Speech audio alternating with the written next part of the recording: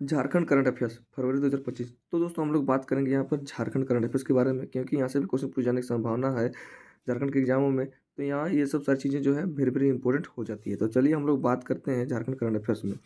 Eat right station. तो eat right station का certification मिला टाटानगर स्टेशन को। तो ये आप लोग ध्यान रखेंगे, जो टाटानगर स्टेशन है झारखंड का, उसको ईट राइट स्टेशन का जो है सर्टिफिकेट मिल चुका है। तो ये वेरी वेरी इंपॉर्टेंट है, तो इसको आप लोगों को याद रखना है। दोस्तों इसके बारे में हम लोग थोड़ी जानकारी को देखते हैं।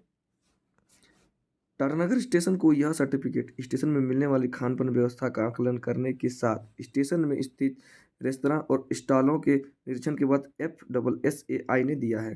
तो ये जो सर्टिफिकेट मिला है, वह स्टेशन में जो खान-पान की व्यवस्था है, यानी किस प्रकार से गुणवत्ता वाला खाना मिलता है, इन सारी चीज़ों का व्यवस्था किस प्रकार है, गुणवत्ता कितना है, इन सारी चीज़ों को देखने के बाद में और उसका जो है आकलन करने के साथ-साथ में क्या है कि वहाँ जो स्टेशन के आस-पास में और स्टेशन में ही जो है रेस्टोरेंट किस प्रकार का है, वहाँ पे स्टॉल क्या-क्या लगा हुआ है, इन सारी चीज़ों को देखने के बाद में FSSAI ने यह सर्टिफिकेट टाटानगर स्टेशन को दिया है। तो यहाँ पे आप लोग इससे देख सकते हैं कि ईट राइट स्टेशन का मतलब वही हो गया कि यहाँ पे जो है खाना का जो क्वालिटी वह बहुत ही अच्छा रहेगा, खाने-पीने का जो व्यवस्था है वह बहुत ही अच्छा रहेगा। तो इसीलिए आप लोगों को राइट स्टेशन में, मतलब सही स्टेशन में आप लोगों को सही खाना मिलेगा। तो इस प्रकार के लिए टाटानगर स्टेशन को यह ईट राइट स्टेशन का सर्टिफिकेट मिला है। तो ये आप लोग थोड़ा-सा ध्यान रखेंगे। टाटानगर स्टेशन देश के 150 रेलवे स्टेशनों में ईट राइट स्टेशन में शामिल हो चुका है। तो इस प्रकार का जो है, यानी कि ईट राइट स्टेशन वाला जो भी भारत के रेलवे स्टेशन हैं, 150 रेलवे स्टेशन, उसमें अब टाटानगर स्टेशन को भी शामिल किया गया है या शामिल हो चुका है। तो ये 150 रेलवे स्टेशनों में अब हमारा यहाँ का जो टाटानगर रेलवे स्टेशन है, वह भी शामिल हो गया है। इससे पहले टाटानगर स्टेशन को A1 प्लस ग्रेड का दर्जा प्राप्त है। दोस्तों भारतीय रेलवे में जो है वो ग्रेड का सिस्टम चलता है कि कौन सा स्टेशन को किस ग्रेड का दिया जाना चाहिए, उसका सुख सुविधा और जो भी चीज़ें हैं उसको देखने के बाद में तो टाटानगर स्टेशन को A1 प्लस ग्रेड का जो है पहले से ही दर्जा प्राप्त है। और अब इस टाटानगर स्टेशन को ई राइट स्टेशन का सर्टिफिकेट भी मिला है। तो ये भी आप लोग याद रखेंगे। टाटानगर रेलवे स्टेशन भारतीय रेल के चक्रधरपुर मंडल के अंतर्गत आता है। तो दोस्तों यहाँ पे जो है चक्रधरपुर डिवीजन जो है उसी के अंतर्गत में टाटानगर रेलवे स्टेशन आता है। तो ये भी आप लोग याद रखेंगे। CKP डिवीजन चक्रधरपुर मंडल के अंतर्गत में ही टाटानगर रेलवे स्टेशन भी आता है। तो इसको आप याद रखेंगे। तो ये है कि टाटानगर जो रेलवे स्टेशन है उसको मिल चुका है। दोस्तों यहाँ पे बात कर लेते हैं FSSAI। तो इसका जो होता है फुल फॉर्म वो होता है कि food safety and standard authority of India. Food safety and standard authority of India. तो इसी को हम लोग कहते हैं भारतीय खाद्य सुरक्षा और मानक प्राधिकरण। तो यह होता है इसका हिंदी में फुल फॉर्म, और इंग्लिश में होता है food safety and standard authority of India. तो ये जो सर्टिफिकेट दिए हैं टाटानगर रेलवे स्टेशन को। उधवा पक्षी अभयारण्य झारखंड का पहला रामसर साइट बना। तो दोस्तों यह एक खुशखबरी है कि जो है झारखंड का जो सबसे पहला रामसर साइट बना है वह उधवा पक्षी अभयारण्य बना। तो यह वेरी वेरी इंपॉर्टेंट है। यहाँ से क्वेश्चन पूछ जाने की बहुत ज़्यादा संभावना है नेक्स्ट जो है झारखंड के एग्जामों में। तो यहाँ पे हम सारी चीज़ों को देखते हैं। तो साहिबगंज जिले के उधवा झील पक्षी अभयारण्य को अंतर्राष्ट्रीय पहचान मिली है। यह झारखंड का पहला पक्षी अभयारण्य जिसे रामसर साइट के रूप में मान्यता दी गई है। तो यह अंतर्राष्ट्रीय पहचान मिल गया, अब इसको इंटरनेशनल रूप में जाना जाएगा। तो ये भी एक बहुत ही खुशी का बात है झारखंड के लिए। तो जो है उधवा पक्षी अभयारण्य जो कि झारखंड के साहिबगंज जिले में है, तो इसको अब पहला रामसर साइट घोषित किया गया है। तो ये झारखंड का जो है वह फर्स्ट नंबर का रामसर साइट है। तो यह आप लोग ध्यान रखेंगे, यह वेरी वेरी इंपॉर्टेंट है।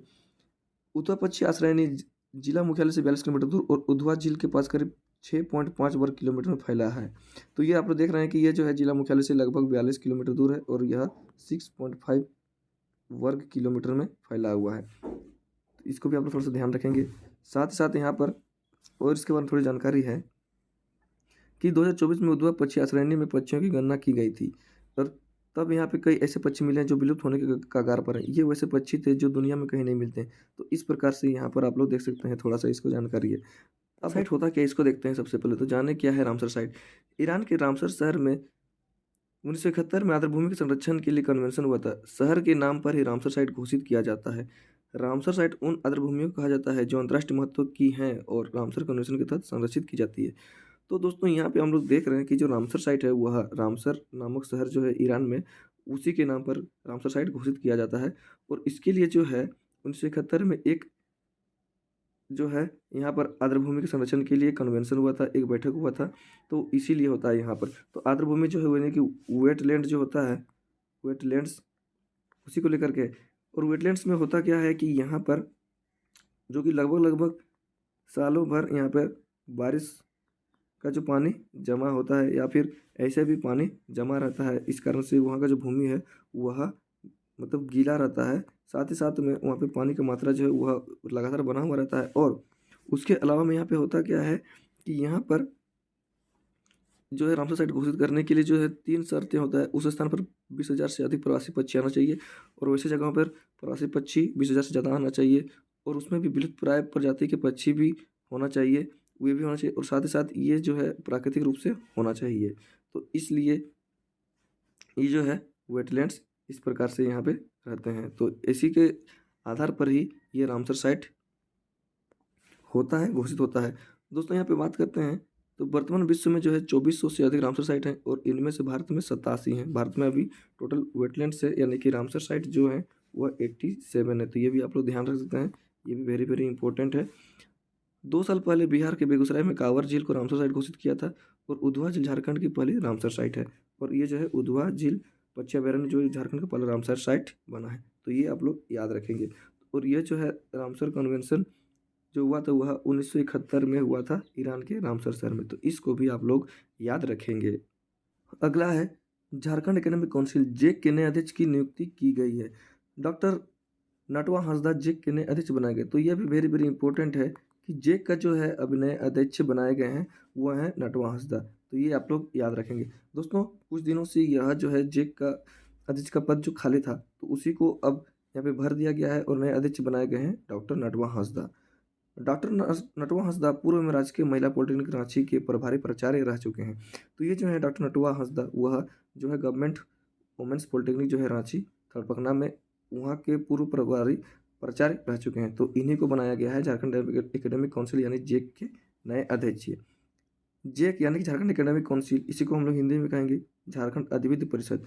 इसकी स्थापना जो हुई है वह 7 फरवरी 2003 को हुई है। तो ये भी आप लोग थोड़ा सा ध्यान रखेंगे, यानी कि जो है जेक का जो स्थापना हुआ है वह 7 फरवरी 2003 को हुआ है। तो ये भी आप लोग याद रखेंगे। तो यहाँ पे हम लोग इंपॉर्टेंट चीज़ देखेंगे कि डॉक्टर नटवा हंसदा जो है वह जेक के नए अध्यक्ष बनाए गए।